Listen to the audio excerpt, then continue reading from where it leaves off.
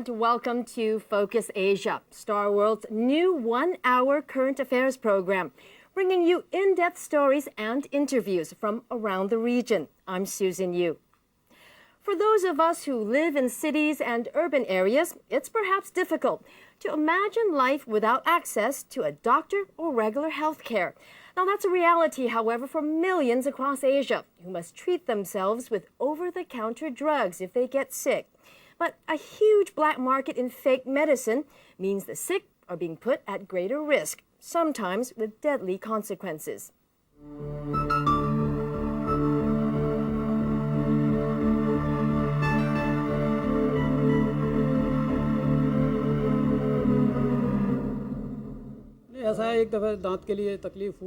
Once I had some teeth problems and I took some medicine from a shop. I got a very bad reaction and started to have swelling and boils all over my body. New Delhi resident Durga Prasad is a casualty of a growing trend in Asia, counterfeit drugs. It's certainly a problem in Asia, and it is an issue that has captured the attention of the World Health Organization and its member states. 5% of medicines in the world are fake, but in Asia, the figure is double. Vaccinations, antibiotics, cold remedies, eye drops, cough syrup. These are just some of the products counterfeited and sold as brand names. They contain anything from flour, cornstarch, aspirin, salt water, and even industrial solvent. It'd be probably fair to say that virtually all countries in Asia, because both developed and developing countries are facing this problem. So it may be coming from a smuggling in around the borders that, again, it's very difficult for even a developed country to be able to curtail. Contaminated cough syrup has killed at least 500 people worldwide in the past 15 years. And cough medicine thought to have originated in Dalian, China, killed more than 80 children in Haiti in 1996. And the year before, vaccines filled with salt water eventually led to 300 villagers in Nigeria contracting and dying of meningitis. 60 others were handicapped for life. Authorities say that shipment of fake medicine also came from China. It doesn't seem to be going away, put it this way. And occasionally there are episodes that, especially in China, where people are found with huge quantity of counterfeits. China's health ministry announced a few months ago a crackdown on substandard and fake drugs. Out of the 1,100 products inspected, 12% were found to be substandard, while 4% were counterfeit with pirated registration numbers. But industry observers tell us the numbers are much higher. The rules of regulation in China is very strict, even more strict than the US. But the trouble is that they don't have a system. The superstructure is not very, so to speak, very properly managed.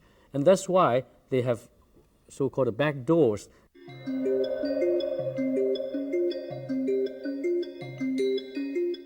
If the government is going to let their people having all this counterfeit good, in the long term, it's going to hurt the government more than helping them.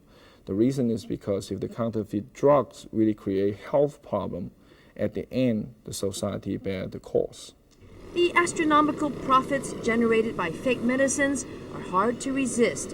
Authorities in Vietnam broke a counterfeit ring recently in Ho Chi Minh City, where they arrested more than a dozen people.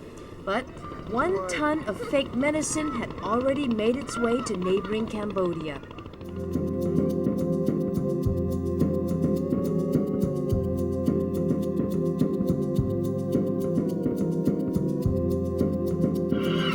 Are these all legitimate? Are all of these medicines legitimate? This is all the multinational company, giant national company. Means in India, a lot of 25,000 brand is there. But all these big companies are affected. Big companies affected, like Glaxo. Big and giant company will be affected. Dilip Mehta has been in the distribution business for 25 years. He supplies 2,000 pharmacies in Bombay and throughout Maharashtra state.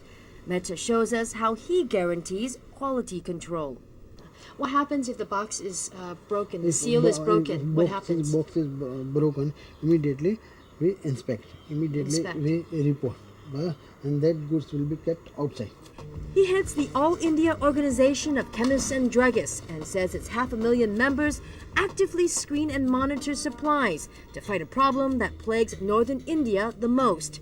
Fly-by-night counterfeiters with expertise from legitimate pharmaceutical companies steal nearly $200 million in profits from the industry each year. The Drug Administration of Maharashtra, which is quite strong, has raided on that manufacturer and found this product, fake label, fake bottle, and immediately it was prosecuted and behind the bar.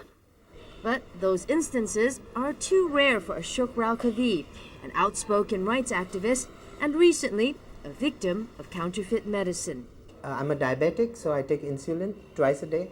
And I bought this, my insulin got over, and I bought this insulin from a medical shop in Shantiniketan, which is a very posh area in Delhi. And I discovered that it was not having any effect. In fact, my sugar levels were going up instead of stabilizing. And that's when I found out that there was something wrong. When I took it to my doctor, he said that this insulin is spurious. What was your first reaction when you realized it was fake? I was horrified because I lost trust in everybody, including the pharmaceutical. Who do I trust? Near New Delhi's time-honored Red Fort lies Bhakirat Palace, the capital's mecca for medicine. On the street, it's common knowledge that real and fake drugs are sold here, but India's uneducated and illiterate continue to buy. Police make constant raids, but surprisingly, publicity and awareness are limited. 90% of all the drugs on the country's store shelves are produced here in India, but the exact number of those that are counterfeit, along with their casualties, is unknown. Pharmaceutical companies are always very sensitive to the market. And if the public get to know that the medicines of a particular pharmaceutical are being faked, then of course the public would not buy that. They would go to another brand. Then the company is faced with the problem that should we tell everybody that it is counterfeit, or should we just keep quiet?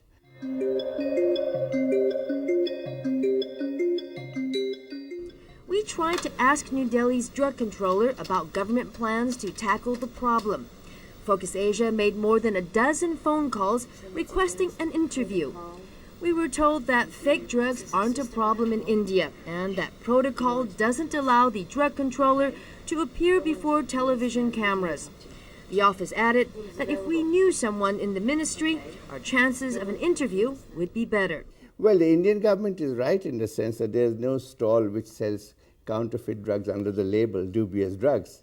It's all mixed up with the good drugs.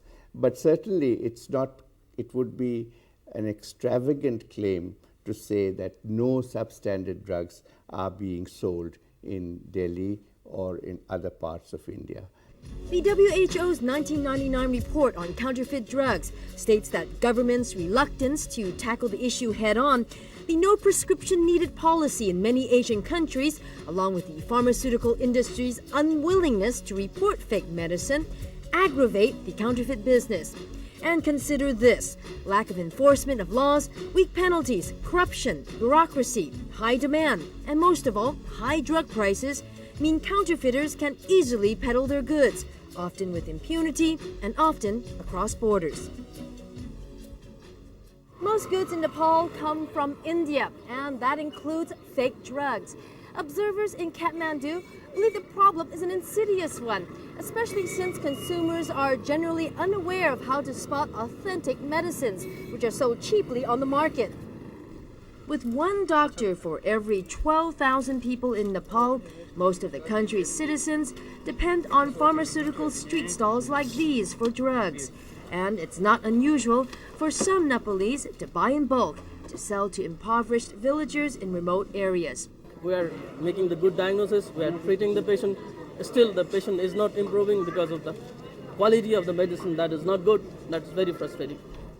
Dr. Prash Sharma works in one of Kathmandu's 2 government training hospitals.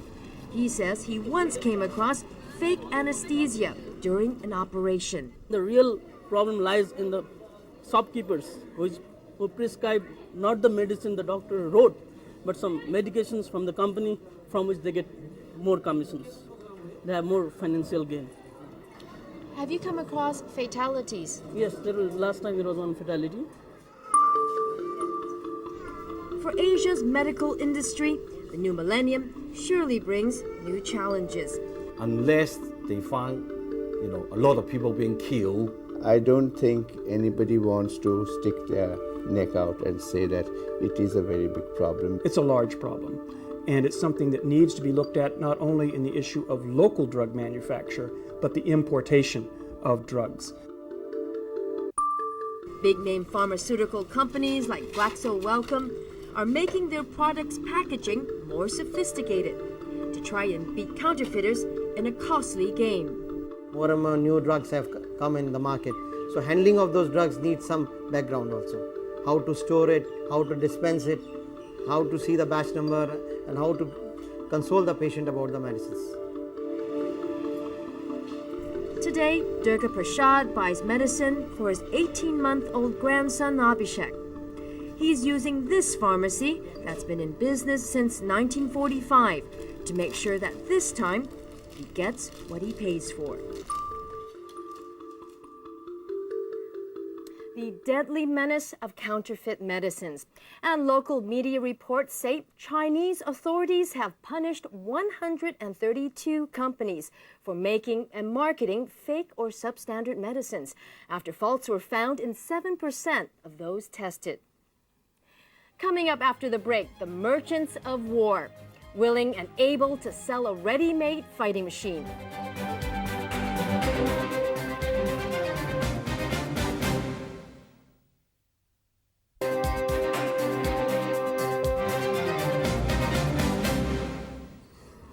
After the militia rampage which transformed East Timor into a virtual wasteland last year, the question for those trying to rebuild the battered territory is where should they begin? Even independence leader Xanana Gusmao acknowledges East Timor needs everything.